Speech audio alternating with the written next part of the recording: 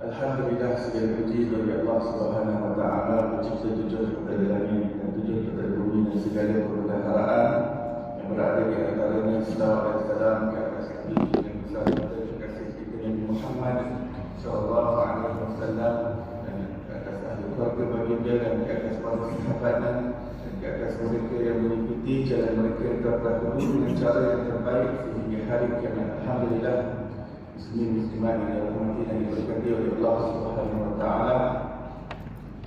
Kita dapatkan setinggi-tinggi syukur kehadirat Ilahi yang dengan limpahan karunia, anugerah dan pilihannya kita berada di sebaik-baik tempat yang dicintai Allah, tempat yang disukai Allah, iaitu rumahnya. Kita syukur kita diundang menjadi tetamunya, lalu didudukkan di dalam sebaik-baik majlis, itu majlis ilmu, majlis yang mengingatkan kita kepada kekasih Allah Subhanahu wa taala.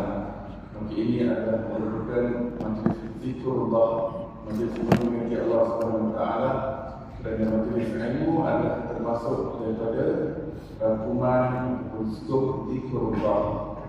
Walaupun di dalam majlis ilmu mulut kita tidak bergerak berfikir, akan tetapi hati kita sedang digerakkan untuk mengingati Allah, untuk mengingati hal-hal yang berkaitan dengan Allah Subhanahu wa taala. Kenapa saja ilmu yang berada dalam alam ini boleh bertambah, ilmu itu di dalam jiwa kita, maka ilmu itu menjadi ilmu yang dipenuhi dengan cahaya, maka hati kita diisi dengan cahaya. Ilmu itu ilmu yang bermanfaat, maka hati yang menjadi bekas kepada hal-hal kerohanian yang bermanfaat, maka hati itu sudah diletuhkan kepada Allah Subhanahu wa taala. Hati itu sedang diikat dengan Allah Subhanahu wa taala. Hati itu sedang dieratkan jalinan hubungannya dengan Allah Subhanahu wa taala. Dan hari ini sebenarnya hari Maulid Rasul. Seluruh ulama di segenap belahan dunia Islam dari timur ke barat menggunakan kesempatan ini untuk membangkitkan kecintaan dan kerinduan kepada Rasulullah SAW dan perjalanan umat baginda SAW, dengan mengenalkan kedudukan baginda, mengenalkan kepada masyarakat siapakah baginda SAW, apakah karakteristik, ciri-ciri, kriteria, sifat-sifat yang dimiliki oleh Nabi Muhammad SAW, dan apakah kelebihan yang dimiliki oleh baginda, dan apakah keistimewaan Nabi Muhammad SAW. Yang mana dengan pengenalan dan dengan penambahan pengenalan kita kepada Nabi SAW itu, kita bertambah cinta kepada Rasulullah SAW. Dan dengan kenal, yang menjadi kunci untuk seseorang itu cinta kepada orang yang dia kenal. Lebih-lebih lagi apabila yang dikenali itu adalah seorang yang Allah Ta'ala berikan berbagai kelebihan, berbagai kesempurnaan, dan orang yang banyak berjasa dengan kita, itu Nabi Muhammad SAW. Pasti seseorang yang lebih kenal baginda SAW pasti akan jatuh cinta kepada Nabi SAW. Dan kecintaan kepada Rasulullah SAW adalah kewajiban dalam agama kita. Dalam agama kita tidak pernah kata mencintai orang lain itu adalah wajib. Tidak pernah dengar cinta kepada ibu bapa itu wajib. Iman kita tak sempurna kalau kita tak cinta kepada kedua ibu bapa kita, ataupun tak cinta kepada suami kita, ataupun tak cinta kepada isteri kita, ataupun tak cinta kepada anak-anak kita. Akan tetapi kecintaan kepada mereka itu adalah kebetulan yang baik, sesuatu yang baik. Apabila kita mencintai ibu bapa kita, kita berbakti kepada mereka dan kerana kita cinta mereka, itu lebih baik. Bila kita berbakti kepada suami kita, kita berbakti kerana cinta. Tapi cinta itu secara terpaksa kepada cinta Allah Subhanahu wa taala. Akan tetapi cinta kepada Rasulullah SAW adalah suatu kecintaan yang wajib bersemayam dalam jiwa kita. Dan Allah Ta'ala ikatkan cinta kita kepada Rasulullah dengan keimanan, iaitu seseorang itu tidak akan sempurna iman selagi dia mencintai Rasulullah SAW, mengatasi cintanya kepada selain Rasulullah SAW daripada kalangan makhluk. Dalam sebuah hadis sahih, baginda SAW bersabda, "La yu'minu ahadukum hatta akuna ahabba ilaihi min walidihi wa waladihi wan nasi ajma'in." tidak sempurna iman kamu wahai umatku selagi aku dicintai olehmu melebihi cintamu kepada ibu bapamu, melebihi cintamu kepada anak-anakmu, dan melebihi cintamu kepada seluruh manusia semuanya. Dalam hadis ini kita dapat tahu bahawa Baginda sallallahu alaihi wasallam mendapat pemberitahuan daripada Allah Subhanahu wa taala bahawa Allah tidak mengizinkan mana-mana makhluk untuk mencintai makhluk yang lain melebihi cintanya kepada Rasulullah sallallahu alaihi wasallam. Allah tidak mengizinkan. Dan apa sahaja yang dibicarakan oleh Rasulullah adalah panduan wahyu daripada Allah. Wa ma yantiqu 'anil hawa in huwa illa wahyun yuha. Baginda apabila berbicara, ia dibimbing dengan bimbingan wahyu daripada Allah Subhanahu wa taala. Ia dipimpin oleh Allah. Maka apabila Rasul mengatakan bahawa iman kita tak akan sempurna melebihi mencintai Rasulullah melebihi segala-galanya, maka itulah ketetapan daripada Allah. Dan Allah Subhanahu wa taala tidak mencintai sesuatu apa pun daripada kalangan makhluk, tidak mencintai seorang pun melebihi cintanya kepada Rasulullah sallallahu alaihi wasallam. Baginda dicintai oleh Allah lebih daripada segala-galanya oleh Allah Subhanahu wa taala. Maka apabila Rasulullah sallallahu alaihi wasallam yang sedemikian rupa, maka gelaran yang Allah Taala berikan kepada Nabi Muhammad sallallahu alaihi wasallam adalah Habibullah, kekasih Allah yang amat dicintai oleh Allah Subhanahu wa taala. Ini nama yang khusus yang penuh dengan keistimewaan dan kelebihan dan keunggulan pada diri Rasulullah sallallahu alaihi wasallam adalah gelarannya adalah Habibullah. Kerana Habibullah kedudukannya lebih hebat daripada Khalilullah. Habibullah kedudukannya lebih hebat daripada Kalimullah. Khalilullah adalah Nabi Ibrahim, Kalimullah adalah Nabi Musa alaihissalam. Kedudukan Habibullah lebih tinggi daripada Safiullah, iaitu Nabi Adam. Kedudukan Habibullah di sisi Allah adalah lebih tinggi daripada Ruhullah, iaitu Nabi Isa alaihissalam, Ruhullah. Kedudukan Habibullah lebih tinggi daripada Zabihullah, korban Allah Ta'ala, iaitu Nabi Ismail alaihissalam. Dalam peristiwa Isra dan Mi'raj,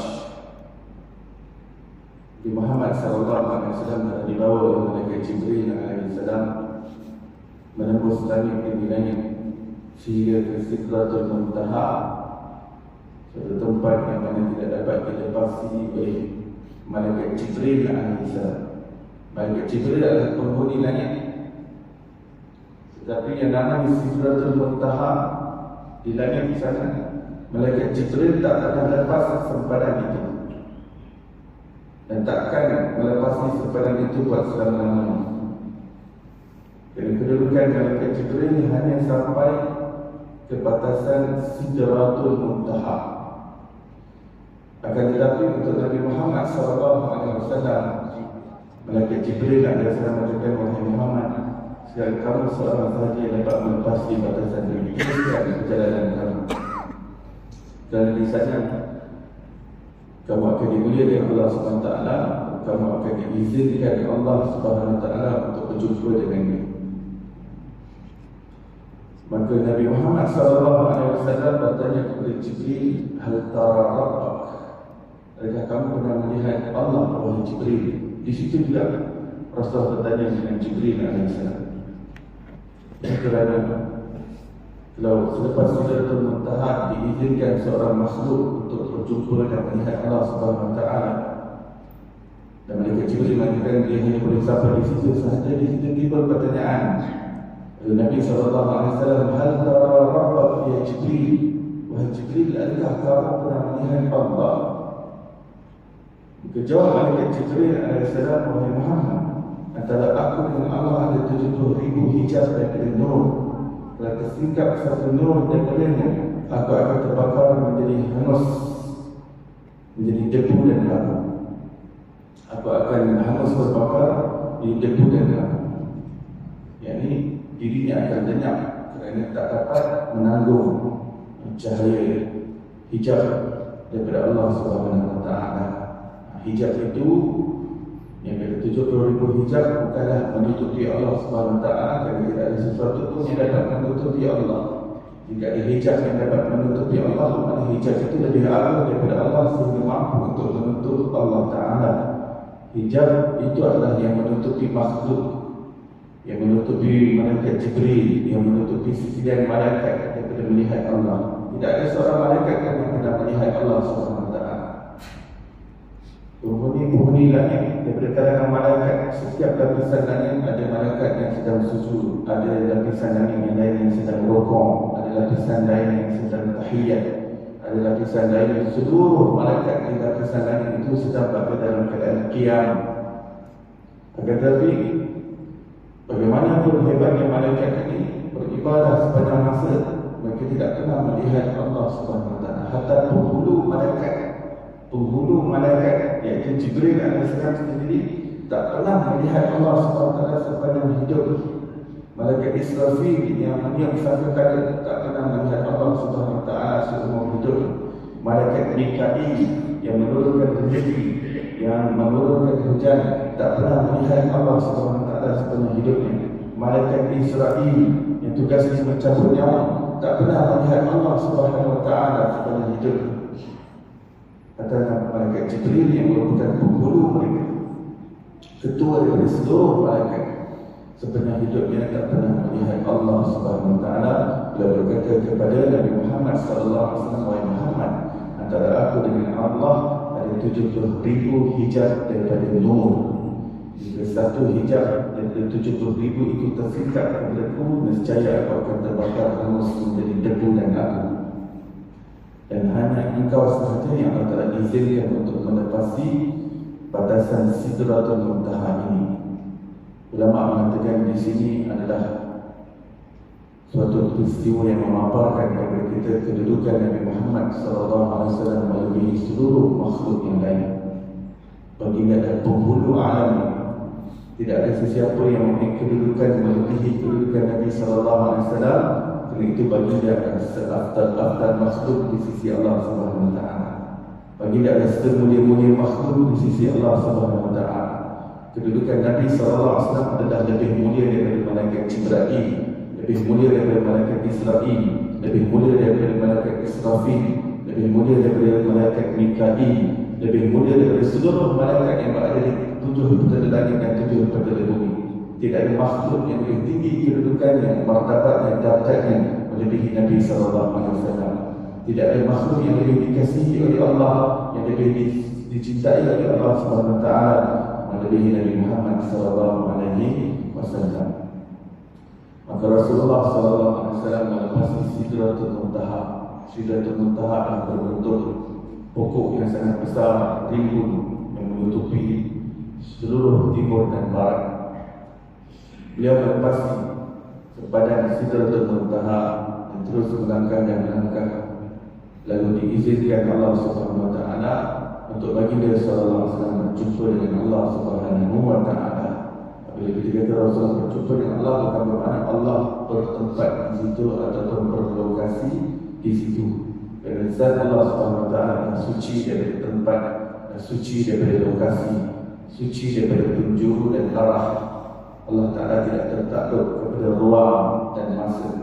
Biasanya Rasulullah ketika di situ, baginda SAW diizinkan untuk berjumpa dan berdialog dengan Allah, bercakap dengan Allah SWT.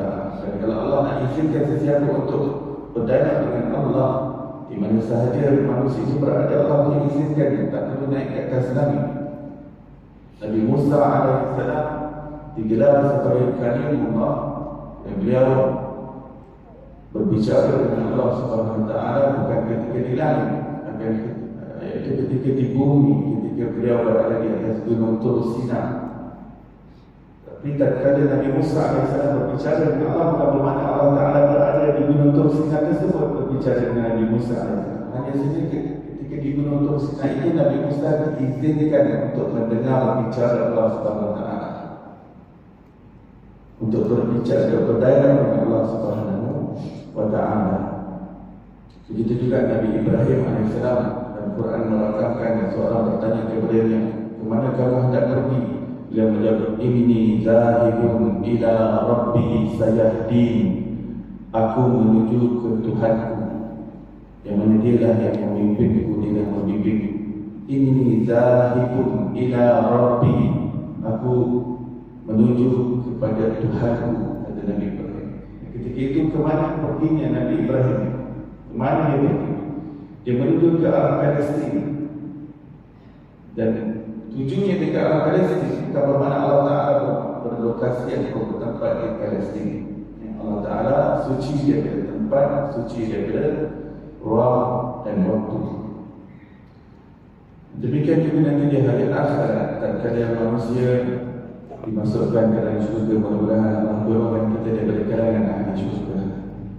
Hidup penuh dengan kelihatan, keseronokan, kelezatan, kesedapan dan kelezatan, kenikmatan di dalamnya selama-lamanya. Amin ya rabbal alamin. Ketika di dalam syurga, manusia diizinkan untuk melihat Allah, bukan bermakna Allah berlokasi di dalam syurga. Bukan bermakna ketika manusia berjumpa di mana dia berjumpa Allah Ta'ala berada di situ. Tidak. Mukhalafatuhu lil hawadith. Allah Ta'ala tak serupa dengan sebarang makhluk. Laisa kamitslihi syai'. Allah tak sama dengan sesuatu apa pun. Walam yakun lahu kufuwan ahad. Tidak ada sesuatu pun, apa pun yang sama dan serupa dengan Allah Subhanahu wa Ta'ala. Jadi mustahil Allah Ta'ala itu berubah. Sekejap berada di atas Sidratul Muntaha, sekejap masuk dalam syurga, kemudian berpindah turun ke Gunung Tur Sina, turun naik. Itu bukan sifat bagi zat Allah Subhanahu wa Ta'ala. Kerana zat Allah Subhanahu wa Ta'ala tidak berpindah randah. Zat Allah Subhanahu wa Ta'ala tidak berubah-ubah. Zat Allah Subhanahu wa Ta'ala tidak bertukar lokasi. Kerana setiap lokasi adalah ciptaan Allah Ta'ala, sedangkan Allah Maha meliputi segala-galanya. Dan Quran mengatakan muhitun min kulli syai'. Allah Maha meliputi segala-galanya. Yang Maha meliputi, bagaimana boleh zat yang berpindah dari satu tempat ke satu tempat? Tidak. Hakikatnya setiap tempat, setiap ruang dan waktu adalah ciptaan Allah, yang mana Allah Ta'ala sudah wujud sebelum tempat itu wujud. Allah telah ada sebelum lokasi, ruang dan masa itu wujud. Kerana lokasi, masa, waktu dan tempat adalah ciptaan Allah Subhanahu wa Ta'ala. Maka Allah tidak berhajat kepada ini. Maka Nabi Muhammad SAW kata Sidratul Muntaha diizinkan untuk berjumpa dan berdialog dengan Allah Subhanahu wa Ta'ala. Di situ antara yang dibicarakan oleh Rasulullah SAW, beliau bertanya kepada Allah, Ya Allah, ittakhadta Ibrahim khalila wa Musa kalima wa alanta li Dawud al-hadida wa ahyaita li Isa al-mauta wa sakharta li Sulaiman ar-riha wa syayatin wa madza ja'altani. Wahai Allah, Engkau telah jadikan Nabi Ibrahim sebagai khalil, sebagai teman. Engkau telah menjadikan Nabi Musa AS sebagai teman bicara. Dan Engkau telah menjadikan di tangan Nabi Isa AS untuk menghidupkan sesuatu yang mati. Engkau telah melembutkan besi di tangan Nabi Daud AS. Engkau telah mendudukkan angin, jin dan juga binatang kepada Nabi Sulaiman AS. Wa madza ja'altani. Apakah yang telah Engkau peruntukkan untukku, ya Allah? Apakah yang Engkau kurniakan kepadaku, ya Allah? Allah Ta'ala menjawab kepadanya, Awalaysa qad a'taituka afdalu min hadhihi kullih. Wahai Muhammad, tidakkah aku telah mengurniakan kepadamu dengan anugerah yang lebih besar daripada segala yang kamu sebutkan sebentar tadi? Yang sebenarnya Allah lah yang mencetuskan Nabi SAW untuk bertanya dengan pertanyaan itu, kerana Allah Ta'ala ingin menzahirkan kemuliaan Rasulullah SAW. Allah yang ingin menzahirkan keistimewaan kekasihnya Nabi Muhammad SAW. Lalu kemudian Allah Ta'ala menyambung, Amma anta fa habibullah.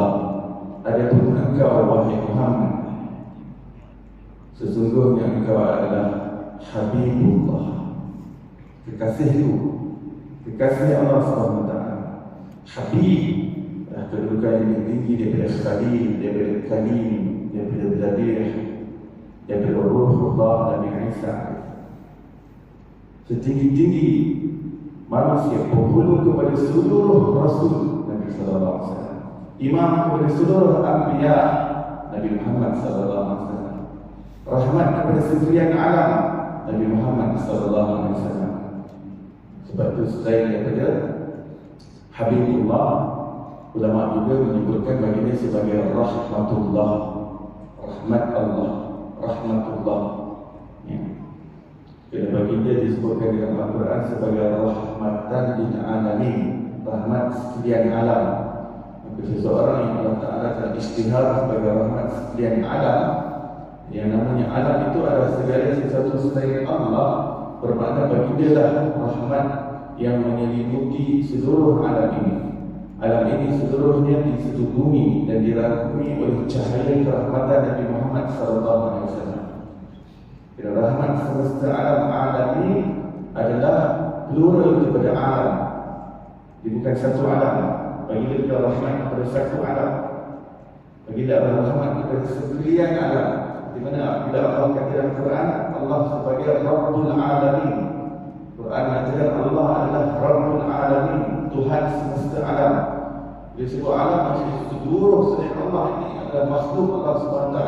Allah lah pentakdirnya, Allah lah pemelihara dan pengurusnya, Allah yang menyelenggarakan segala sesuatu. Dia panggil alamin, tak tertinggal dari mana-mana alam, dari mana-mana dimensi. Dalam riwayat disebutkan ada lebih kurang 18,000 alam. Daripada sekalian alam ini ada 18,000 alam. Manusia satu alam, jin satu alam, malaikat satu alam. Dan banyak lagi malaikat, dan banyak lagi alam-alam yang lain, dimensi-dimensi yang lain yang kita tak ketahui. Betapa hebatnya Allah Ta'ala menciptakan alam-alam itu, sehingga kita, setiap daripada kita mempunyai jin pendamping yang namanya qarib. Kita tak pernah nampak dia pada alam ini. Kerana alam itu alam yang lain, walaupun dia berdamping di sisi kita, setiap daripada kita. Sebelah kiri kita atau sebelah kanan kita atau sebelah belakang kita ada qarib daripada kalangan jin syaitan yang mendampingi kita. Dia tak kisah, dia tak ambil action. Sebab dia dah assignment dengan iblis untuk nak menyesatkan kita. Akan tetapi ada qarib yang terpengaruh dengan orang yang didampingi. Sebab orang yang didampingi selalu masuk majlis ilmu, selalu masuk dalam rumah Allah. Dia boleh memberi kesan yang positif kepada qarib. Yang pada asalnya qarib itu ingin menghasil dia, tapi kerana orang yang didampingi itu sentiasa pada dalam majlis ilmu, syaitan tadi pun dengar ilmu. Dan amal salah yang dilakukan oleh seseorang yang boleh bagi kesan kepada jin pendamping yang jin pendamping yang boleh masuk Islam tanpa kita ketahui. Tetapi kita dapat rasa kesan-kesan dalam jin pendamping itu masuk Islam, iaitu kata-kata hasutan itu dia sudah mula mengurang. Dia lebih kurang daripada waktu muda dahulu, dia mungkin lebih banyak hasutan-hasutan yang was-was. Akan tetapi as the time goes, dia dah mula kurang. Itu adalah salah satu tanda jin pendamping kita telah diislamkan. Bila jin pendamping itu sudah masuk Islam, maka hasutan itu semakin melemah dan bisikan daripada malaikat kita menjadi kuat untuk kita terus melakukan kebaikan dan mendekatkan diri kepada Allah Subhanahu Wa Taala. Dan masih yang sama yang mendampingi kita adalah dua malaikat, yang itu pun tidak dapat dilihat oleh jin yang mendampingi kita. Kita tak dapat nampak jin, padahal dia mendampingi kita. Jin tadi tak nampak, dua malaikat yang mencatat amalan kita, dan keadaan kedua itu pun sedang mendampingi kita. Lihat betapa hebatnya Allah ciptakan dimensi demi dimensi. Padahal di sini saja. Dan majlis-majlis ilmu kata Rasulullah adalah taman syurga, dan itu dimensi yang lain yang kita tak nampak. Bila kamu melintasi taman syurga, kata Rasulullah, adalah kamu berhenti di dalam, adalah kamu berkelah, adalah kamu berpiknik, adalah kamu berseronok di dalamnya. Bahagian jannah ya Rasulullah. Apakah kita taman syurga di dunia ini ya Rasulullah? Majlis ilmu, kata Rasulullah. Majlis yang mengingati Allah Subhanahu Wa Taala, kata Nabi SAW. Jika di Masjid Nabawi itu adalah raudah, pada dimensi yang lain itu adalah taman dari syurga Allah Subhanahu Wa Taala. Ya, kadang-kadang orang-orang yang terpilih Allah Taala setiapkan hijab pada penglihatan mereka untuk melihat apakah syurga yang sebenar. Maksudnya buat masjid ini mata kasar hanya dapat melihat raudah dengan kapet hijau, tetapi itu dimensi yang lain itu adalah sebahagian dari taman syurga Allah Subhanahu Wa Taala. Nabi SAW ketika sembahyang di Masjid Nabawi sedang sembahyang, kadang-kadang anggur datang, kadang tersingkap bayang-bayang syurga yang berada di situ, pokok-pokok, pohon-pohon. Rasulullah mengatakan ingin saja akan petik buah-buahan dari itu sahabat, tetapi aku ingin menjaga khusyuk dalam salat. Maka demikian Allah SWT menciptakan alam demi alam, dan baginda sallallahu alaihi wasallam adalah rahmat yang Allah sebutkan sebagai rahmat yang bersifat meliputi segala-galanya. Dalam hadis yang sahih Nabi sallallahu alaihi wasallam bersabda, ketika awal Allah Taala menciptakan alam ini, Allah Taala ciptakan rahmat dan membahagikannya kepada 100 bahagian. Ini hadis sahih. Pada awal penciptaan alam, Allah Taala ciptakan rahmat. Kerana alam ini ingin terzahir dengan rahmat Allah SWT, bukan kerana kebukaan Allah. Allah murka dan kebukaan Allah ciptakan alam. Tidak ada siapa paksa Allah untuk ciptakan alam. Tak ada siapa push Allah untuk ciptakan alam ini. Allah ciptakan dengan kehendaknya, dengan kerelaannya, dengan keinginannya, dengan kemahuannya, dengan iradatnya, dan dengan rahmatnya. Rahmatnya yang mengatasi kebukaannya. Sifat rahmat adalah sifat yang paling dominan yang ada pada Allah. Jadi itu dalam Al-Fatihah kita sentiasa ulang Ar-Rahmanir Rahim, Ar-Rahmanir Rahim. Setiap kali kita nak mula baca surah, kita baca Bismillahirrahmanirrahim. Ar-Rahmanir Rahim adalah dua nama Allah yang berasal daripada rahmat. Jadi ini sifat yang paling dominan pada Allah. Sedangkan banyak lagi nama-nama Allah yang lain. Tapi yang kita baca Ar-Rahmanir Rahim, Bismillahirrahmanirrahim, Alhamdulillahirabbil alamin, Ar-Rahmanir Rahim. Setelah habis baca Al-Fatihah ghairil maghdubi alaihim waladdallin, amin, Bismillahirrahmanirrahim. Tabbat yada abi lahabin wa tabb. Kenapa kita sentiasa mengulang nama Ar-Rahmanir Rahim? Kerana itulah nama yang melambangkan sifat rahmat yang paling dominan yang ada pada Allah. Kerana itu di arsy Allah SWT termaktub inna rahmati ghalabat ghadabi. Sesungguhnya rahmatku mengatasi kemurkaan. Jadi rahmat itu ada dua sisi yang kita perlu faham, kata ulama. Satu adalah sebagai sifat Allah SWT, iaitu tadi sifat yang tadi azali yang ada pada Allah SWT.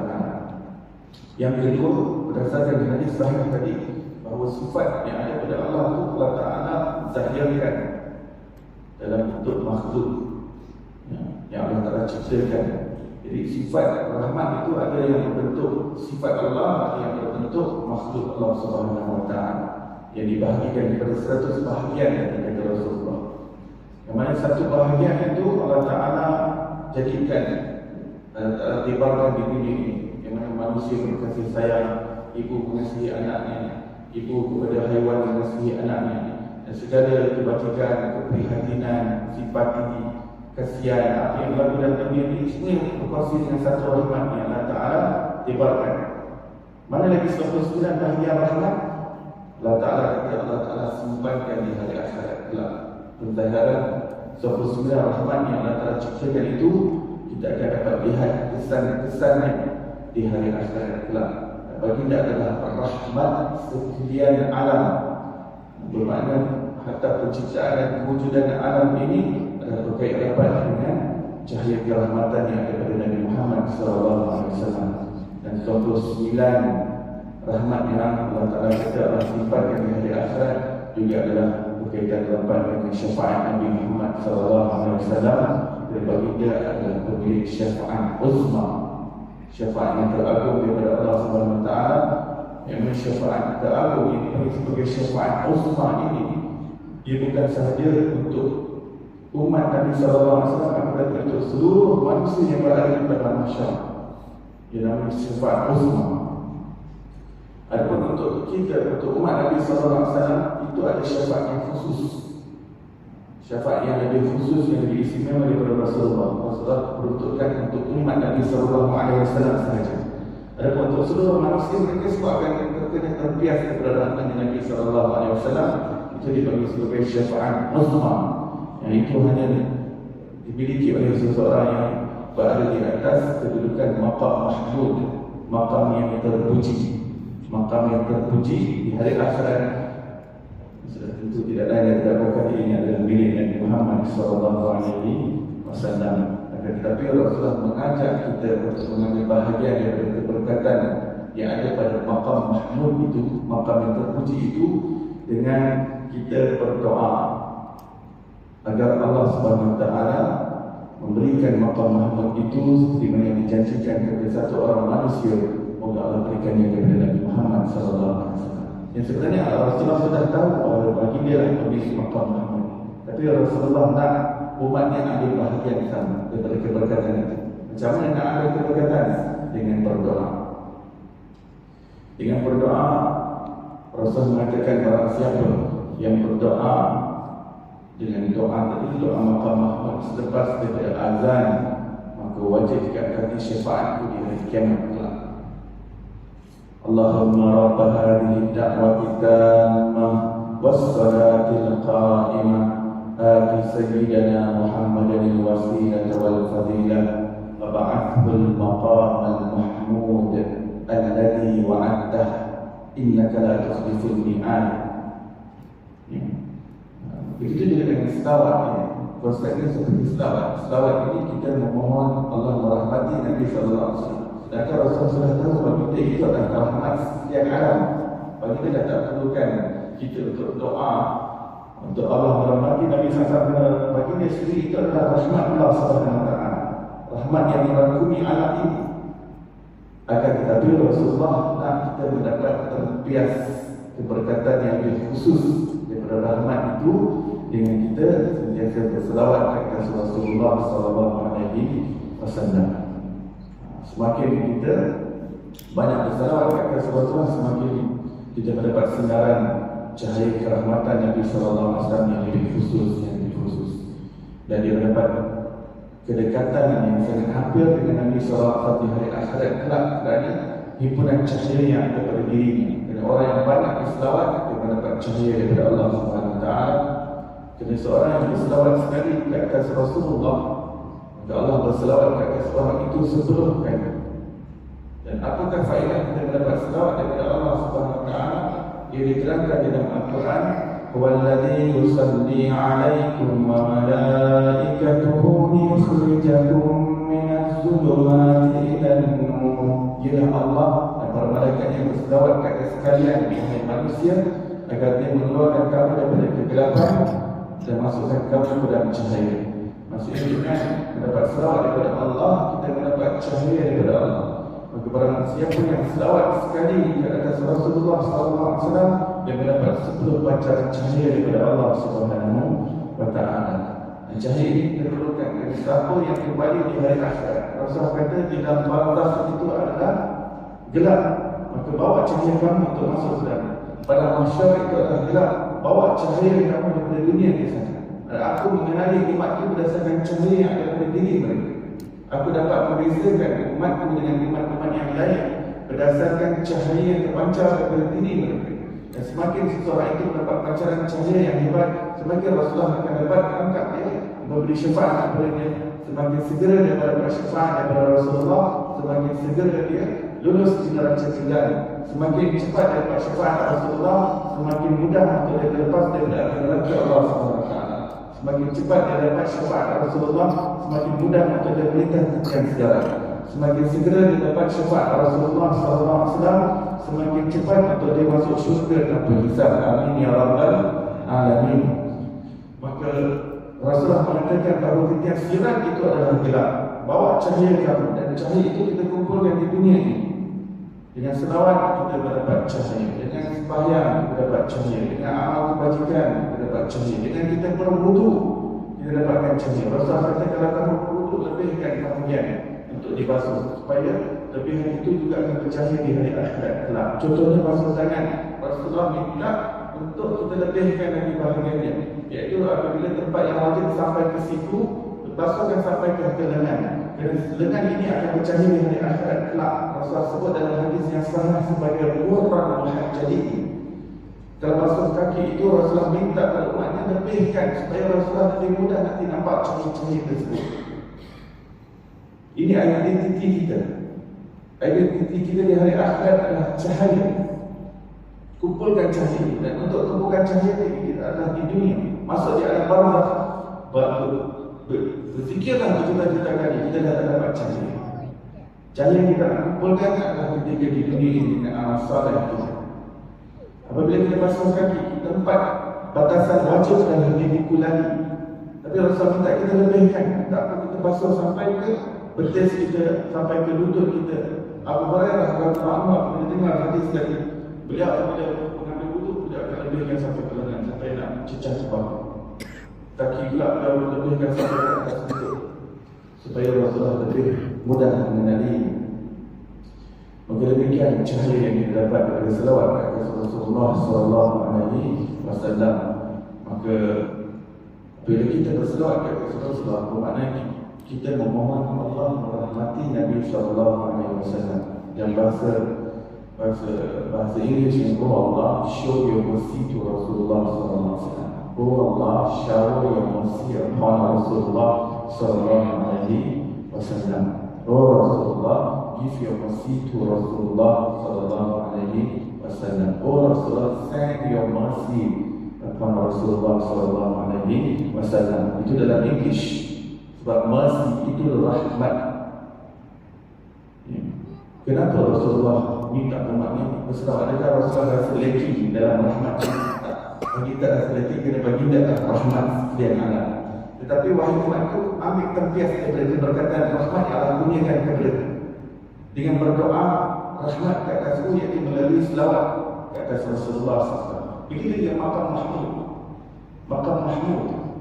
Bagi sedang kata baginda berada di atas maqam Mahmud tersebut. Ulama mengatakan, ulama salaf yang mereka mendengar riwayat-riwayat daripada para sahabat Nabi sallallahu alaihi wasallam, maqam Mahmud yang ini jarang didedahkan. Ini jarang didedahkan kepada masyarakat. Tetapi ini dijumpa dalam kitab-kitab hadis, kitab-kitab riwayat,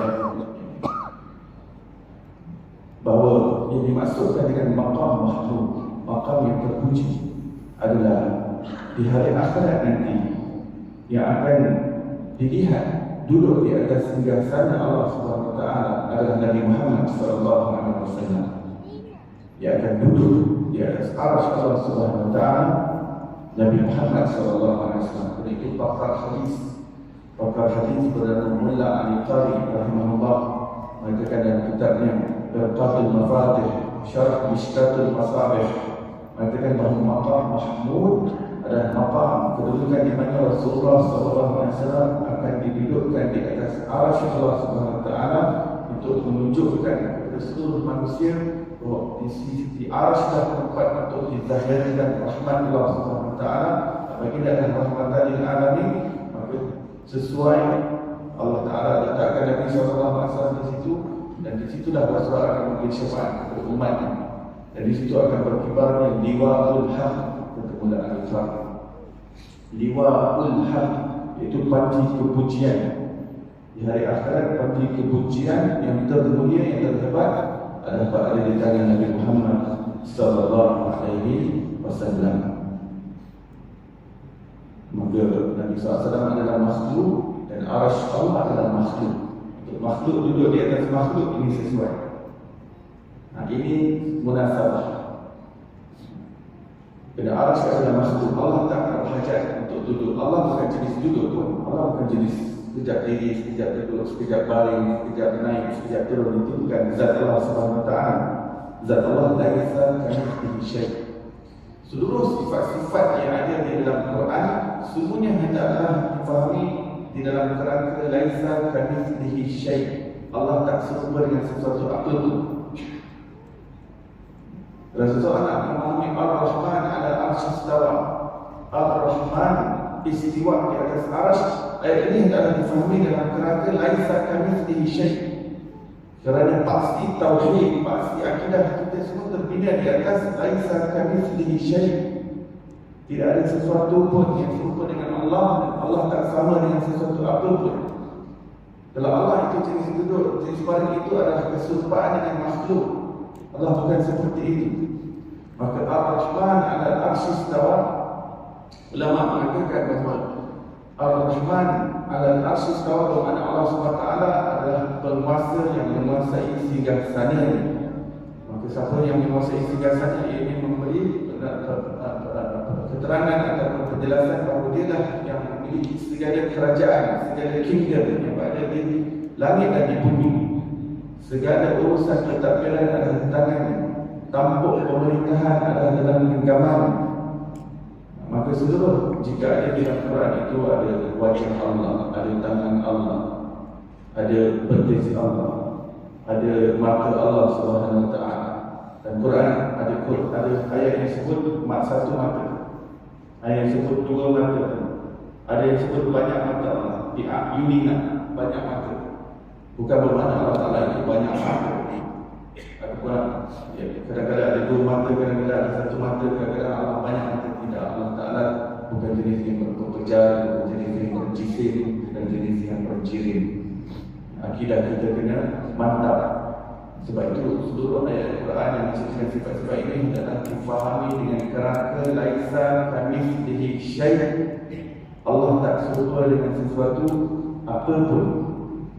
Dan Allah menggunakan istiwa, Allah menggunakan namanya Ar-Rahman. Di situ hendak menunjukkan bahawa Allah menzahirkan segala yang berkaitan dengan rahmatnya di atas arsy Allah Subhanahu wa taala. Di situ didudukkan Nabi Muhammad SAW.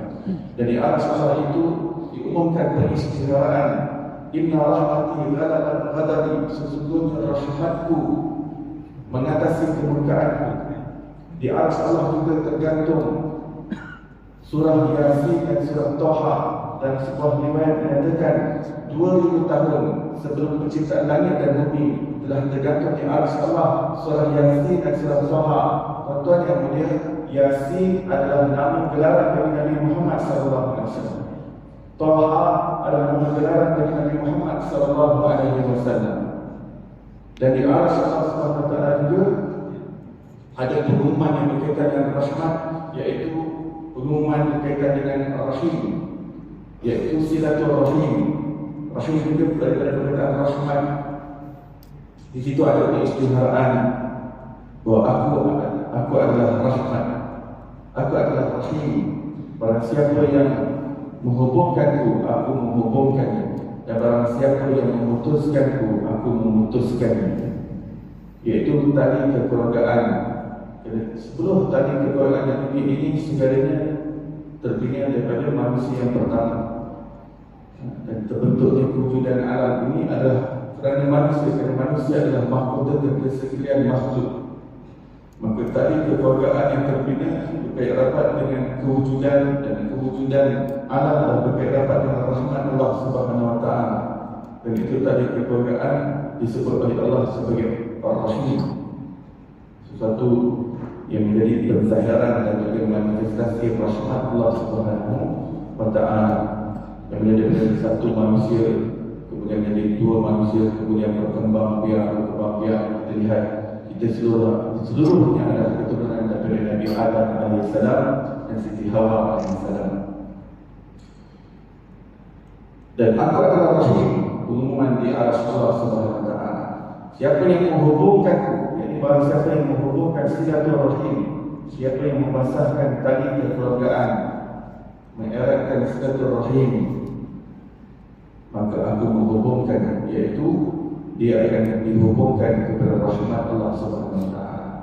Siapa yang menghubungkan silaturahim, dia mendapat rahmat, curahan rahmat yang hebat daripada Allah Subhanahu wa taala, sehingga Allah Ta'ala boleh memandangkan di dalam Lauh Mahfuz sesuatu yang tertulis di sana berkenaan dengan rezeki kita. Kalau tertulis di sana rezeki kita sempit, Allah bertukar kepada rezeki diluaskan untuk kita. Orang yang menjaga silaturahim dalam Lauh Mahfuz itu, tuan, Allah Ta'ala tulis takdir di dalamnya, tetapi Allah Maha berkuasa untuk padam atau tukar apa yang ditulis di dalamnya. Kerana Lauh Mahfuz ini salah satu peranannya adalah sebagai SOP kepada malaikat untuk buat kerja. Malaikat yang bawa rezeki, malaikat yang tarik nyamuk, mereka akan sentiasa diupdatekan dengan sebarang perubahan yang berada dalam Lauh Mahfuz. Kerana Lauh Mahfuz itu makhluk, dan yang ditulis itu pun segala tulisan dalam Lauh Mahfuz adalah makhluk, dan yang menulisnya adalah daripada ciptaan yang disebutkan di dalam Quran sebagai qalam, pena yang agung. Ya. Maka itu semua makhluk, maka Allah SWT sebutkan dalam Quran, yamhullahu ma yasha'u wa yuthbit wa indahu ummul kitab. Di sisi Allah ada kitab yang hidup, iaitu Lauh Mahfuz, yang mana di dalamnya Allah Ta'ala boleh memadamkan apa yang telah ditulis, lalu ditukarkan dengan yang lain, atau langsung tidak ditukar dengan yang lain. Wa yuthbit, atau Allah Ta'ala boleh menetapkan apa yang ditulis tanpa diubah. Maka dengan silaturahim, seorang yang asalnya mungkin di dalam Lauh Mahfuz itu tertulis rezekinya sempit, tetapi dia rajin untuk menghubungkan silaturahim. Lebih-lebih lagi orang yang dah memang ada sengketa dan terputus hubungan kerana ada pergaduhan, kerana ada isu antaranya, tetapi dia sanggup untuk tawaduk, dia sanggup untuk menundukkan egonya, untuk membasahkan tali silaturahim. Dia tidak mahu membiarkan adik-beradik yang tidak bertegur sapa antara satu sama lain. Dia tidak ingin tidak bertegur sapa dengan pakciknya, kerana hanya isu-isu yang mungkin isu dunia semata-mata, atau hanya isu harta pusaka semata-mata. Maka dia tidak ingin jadikan hal-hal keduniaan yang dipahala kepadanya untuk menghubungkan silaturahim, untuk hadir kenduri orang tersebut, untuk datang majlis orang tersebut, dan kalau tidak ada kenduri majlis, kita jemput orang tersebut. No hard feeling. Seorang sahabat Nabi SAW berjumpa dengan Rasulullah. Ya Rasulullah, saya ada isu dalam hubungan keluarga saya, isu yang dah rumit antara kekeluargaan. Ya sedangkan lidah lagi terfikir, tapi air cincang takkan putus, Maka ada isu yang berlaku, ada persengketaan, perbalahan, pergaduhan yang berlaku, ya, yang menyebabkan tercalar hubungan kami. Tetapi saya daripada masa ke semasa saya cuba untuk jumpa mereka, saya cuba untuk berdamai, cuba untuk berbaik-baik. Saya cuba untuk basahkan tali silaturahim yang semakin mengering itu. Akan tetapi balasan dan respon yang saya dapat dari mereka adalah respon yang buruk, respon yang tidak baik. Saya datang dengan niat yang baik, dengan cara yang baik, dengan bicara yang baik, tapi saya dibalas dengan respon yang buruk, dengan kata-kata yang besar, dengan respon yang tak baik. Maka Rasulullah SAW mengatakan bahawa kalau benar apa yang itu kamu lakukan, maka kamu berada dalam pertolongan Allah, kerana kamu berada dalam rahmat Allah SWT. Kamu sendiri cuba berusaha untuk mendapat rahmat daripada Allah SWT. Adapun berkenaan dengan ahli keluarga kamu, kalau betul mereka tidak menyambut tangan huluran, tangan perdamaian daripada kamu, mereka ada perhitungan yang berat di sisi Allah SWT. Mereka sedang mencampakkan debu-debu api neraka di atas wajah mereka jika mereka tidak bertaubat. So, you are on the right track, oh my companions. Kamu berada dalam track yang baik, selagi mana kamu daripada masa ke semasa cuba untuk hulurkan tangan perdamaian. Ya, kadang-kadang isu keluargaan ini dah jadi sophisticated, jadi complicated, dah jadi melirik-lirik kan. Sebab daripada awal lagi tidak diselesaikan yang betul, dia dah melirik, tak tahu berapa tahun tak betul bersama. Rasulullah SAW mengatakan antara dua pihak yang bersengketa, yang terbaik antaranya adalah orang yang mula-mula memberi salam. Maksudnya the first one to break the ice. Maksudnya sudah lama tak betul bersama. Sebenarnya Rasulullah hanya mengizinkan 3 hari saja untuk tidak betul bersama. 3 hari Rasulullah izinkan untuk manusia menunjuk hatinya, menunjuk diri dan perasaannya, dan kemudian kembali berdamai. Ada pun adik-beradik ataupun kekeluargaan yang tidak ada isu dengan kita, ya itu tak ada masalah, itu magnet sahaja. Itu dah tak betul bersama beberapa tahun pun, tak ada masalah, itu hanya maintain sahaja. Rasulullah kata yang dimaksudkan dengan menghubungkan silaturahim adalah orang yang memang betul-betul terputus dengan kamu disebabkan ada persengketaan, itu maksudnya menghubungkan silaturahim. Adapun dengan orang yang dah memang baik dengan kita, adik-beradik saudara mara memang kamci dan dengan kita, Rasulullah kata itu mukafaah. Itu istilah yang lain yang kita Rasulullah. Mukafaah ni maksudnya lumrah hubungan, dia buat baik ataupun baik dengan dia, itu lumrah. Tetapi yang berbeza adalah orang yang apabila ada persengketaan, ada pergaduhan dengan saudara maranya, dia yang buat effort untuk menghubungkan tali silaturahim. Dia yang cuba untuk rancang dan berikhtiar bagaimana pergaduhan ini dapat diselesaikan, bagaimana persengketaan ini dapat diredakan, dapat diredupkan, dapat disejukkan, dapat dilenyapkan, lalu mendapat curahan rahmat kepada Allah Subhanahu wa Ta'ala. Dan antara perkara lain yang Rasulullah SAW sebut bahawa di dalam takdir boleh ditukar oleh Allah Subhanahu wa Ta'ala di dalam mahfuz adalah berkaitan dengan umur manusia. Umur manusia, bahawa seseorang itu boleh jadi di dalam mahfuz asalnya yang ditulis umurnya adalah 60 tahun. Akan tetapi Allah Maha berkuasa untuk menghapuskan 60 tahun dan injakkan kepada 70 tahun.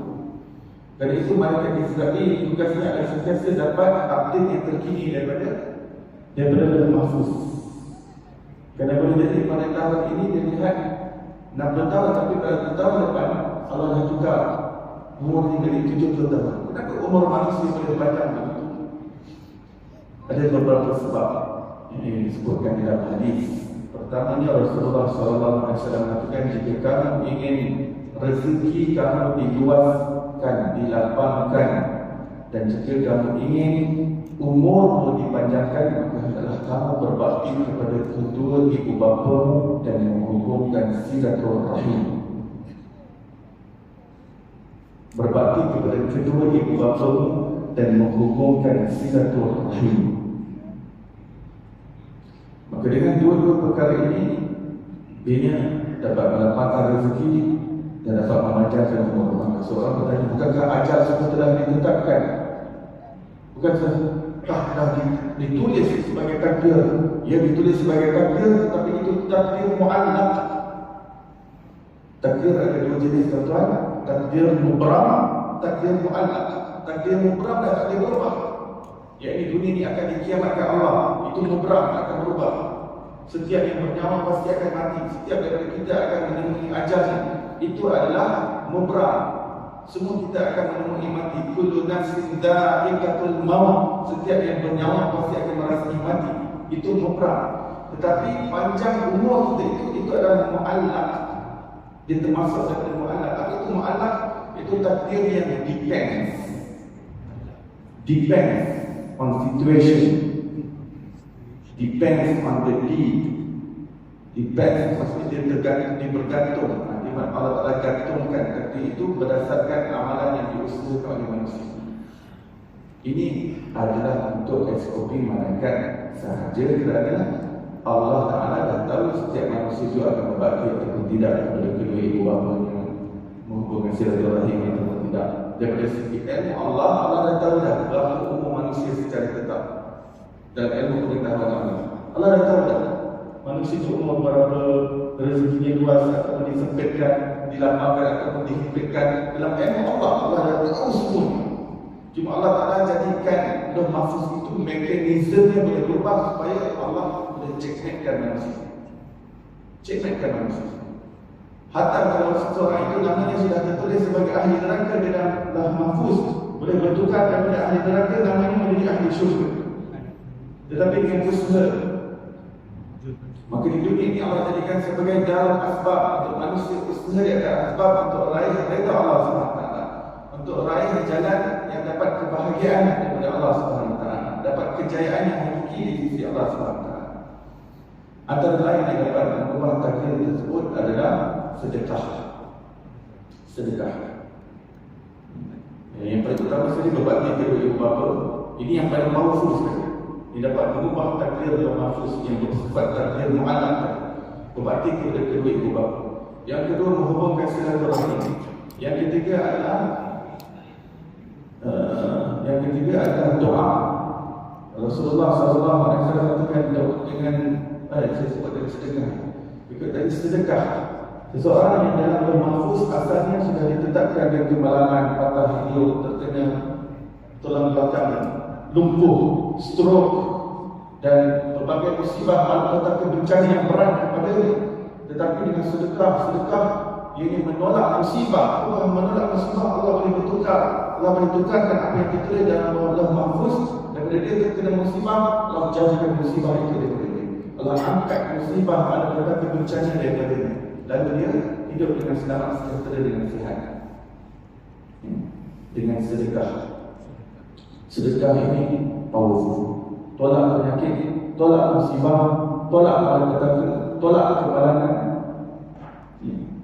tolak bahaya di sedekah. Dan yang keempat, doa. La yarudul qada illa doa. Kata Rasulullah SAW dengan hadis yang sangat kuat, dengan doa itu ia dapat merubah apa yang berada dalam takdir.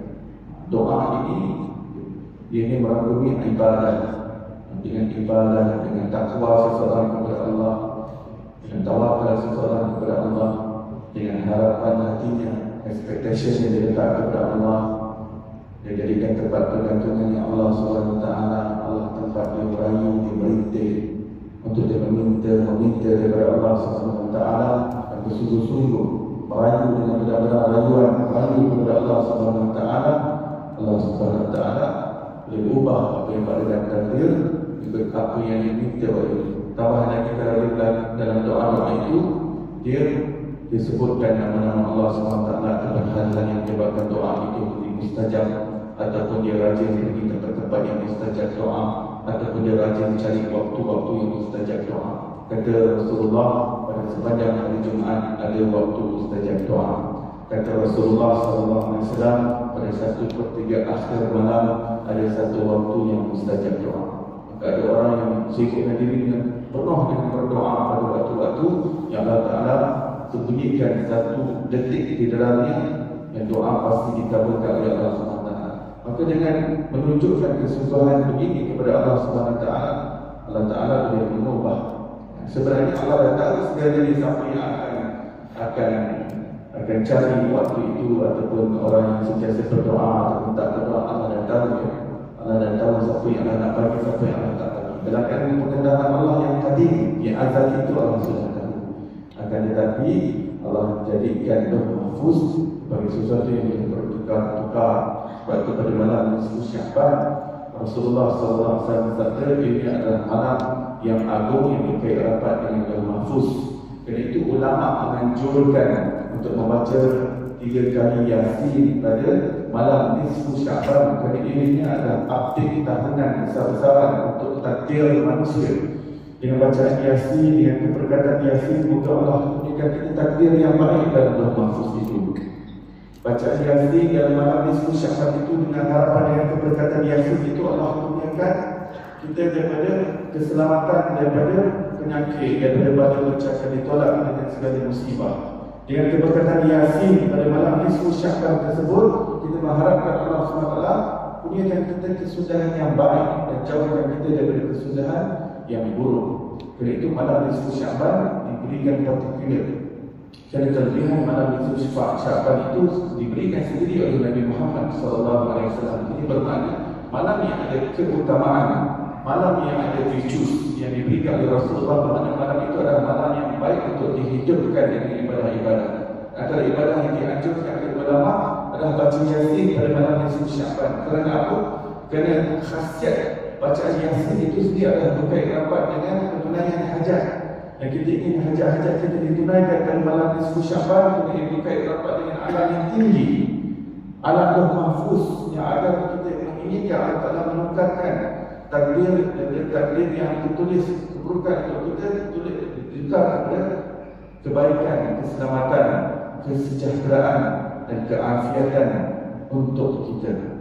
Jadi apa yang tertulis dalam Lauh Mahfuz untuk malaikat-malaikat yang berkait rapat dengan mencurahkan rezeki dan juga yang mencabut nyawa untuk sentiasa dapat info dan juga update terkini dan sekaligus diberi achievement kepada manusia. Dan kalau manusia di hari akhirat menghadap kepada Allah, jadi dia diputuskan masuk neraka, dia takkan mempertikaikan Allah. Kenapa takdir yang saya dulu buat jahat? Kenapa dulu dalam mahfuz takdir yang saya buat jahat sampai saya masuk dalam neraka? Kenapa from the first place kau tak takdirkan aku jadi orang baik saja? Bukankah kau maha berkuasa menetapkan bahawa aku jadi orang baik, aku jadi seperti orang-orang saleh, wali-wali Allah? Kenapa kau tetapkan aku jahat? Bukankah kau yang menggenggam manusia bertikaikan kerana apa? Yang di hari akhirat segala ilmu hakikat telah terbuka kepada manusia. Kerana Allah Ta'ala jadikan dunia sebagai tempat-tempat berusaha. Maka kerana dipertikaikan Allah Ta'ala kata, kenapa kamu tidak berusaha? Sebab apa yang ada dalam mahfuz boleh ditukar. Kalau kamu jadi orang jahat, boleh ditukar kamu jadi orang baik. Tapi dengan usaha. Usaha yang harus berusaha. Usaha yang diberkati oleh Allah Subhanahu wa Ta'ala. Demikianlah sedikit sebanyak ajaran yang dibawa oleh Rasulullah SAW, yang mana di arah semua itu segala kemudahan rahmat Allah. Di situ kita kefahaman yang mendalam terhadap arah Allah. Di situ ada tempat kemudahan kemuliaan Nabi Muhammad SAW. Di situ dah tertulis siapa yang menghubungkan rahim, dia akan terhubung dengan rahmat Allah. Dan siapa yang memutuskan silaturahim, dia akan terputus dengan rahmat Allah. Dalam agama kita, seorang yang terputus dan jauh dari rahmat Allah dibagi sebagai laknat. Kerana itu dalam Quran ada dua tempat yang Allah Ta'ala laknat orang yang memutuskan silaturahim. Allah Ta'ala murka kepada orang-orang yang mencela hubungan yang Allah sendiri Allah pilih untuk dia, dan dia tidak ada pilihan untuk memilih. Untuk jadi adik-beradik kita tak ada pilihan. Untuk kita pilih kawan kita masih ada pilihan. Tidak pilih tempat kerja kita, siapa bos kita, siapa kita punya rakan kerja kita masih ada pilihan. Tapi siapa yang jadi siblings kita tidak ada pilihan. We have no choice, we have no say at all. Siapa yang jadi ibu bapa kita, aku yang jadikan dia ini sebagai ibu kamu dan bapa kamu. Walaupun mereka macam mana pun kamu kena berbakti kepada dia. Kamu jangan kata pun dengan dia. Dan kamu adalah bergaul dengan dia dengan pergaulan yang baik. Berbicara dengan dia dengan perbicaraan yang penuh respect, yang penuh reverence, yang penuh hormat dengan dia. Walaupun dia seorang yang musyrik sekalipun kepada Allah dan Quran. Walaupun dia seorang penderhaka sekalipun kedua ibu bapa, aku yang takdirkan dia sebagai ibu bapa. Layaklah kerenah mereka, layaklah rakam mereka. Dan aku panjangkan umurmu kerana itu. Aku luaskan rezekimu kerana itu. Demikianlah ajaran-ajaran yang dibawa oleh Rasulullah SAW bersama kembali ke Rasul. Kita sentiasa diingatkan dengan kedudukan yang istimewa dengan Nabi Muhammad SAW, dan kita lakukan segala itu untuk mendapat rahmat yang khusus daripada Nabi SAW. Rahmat khusus yang bagi dia rahmatan lil alamin, akan menghubungkan kita kepada rahmat Allah Subhanahu wa taala. Ini sifat rahmat Allah Subhanahu wa taala yang Maha Qadir itu. Mudah-mudahan Allah Subhanahu wa taala kurniakan kita akhlak yang mulia, adab yang tinggi. Mudah-mudahan kita menjadi seorang yang bermaaf, mudah berlepas pandang terhadap kesalahan dan kesilapan orang lain, mudah membentukkan ego dan juga nafsu. Mudah-mudahan Allah Ta'ala jadikan hati kita hati yang lapang dadanya untuk menerima orang lain. Kesalahan dan kesilapan yang kita memaafkan dan maafkan, yang mudah-mudahan Allah SWT jadikan kita orang yang dapat berkumpul bersama Rasulullah SAW, dapat timbangan yang paling berat di neraca mizan akhlak kita yang mulia. Mudah-mudahan Allah ubah akhlak kita. Mudah-mudahan Allah SWT kurniakan kita kemuliaan pada mata kita untuk memandang wajah Rasulullah yang amat kita rindui, yang amat kita cintai. Mudah-mudahan kita mendapat syafaat Nabi Muhammad SAW. Mudah-mudahan Allah Ta'ala memberikan kita kemuliaan dapat minum daripada kolam Al-Kawthar daripada tangan mubarak Nabi Muhammad SAW. Dan dengan berkat baginda, moga Allah Ta'ala kurniakan kita kesudahan hidup yang baik dan jauhkan kita daripada kesudahan hidup yang buruk. Wassalamualaikum warahmatullahi wabarakatuh. Walhamdulillah.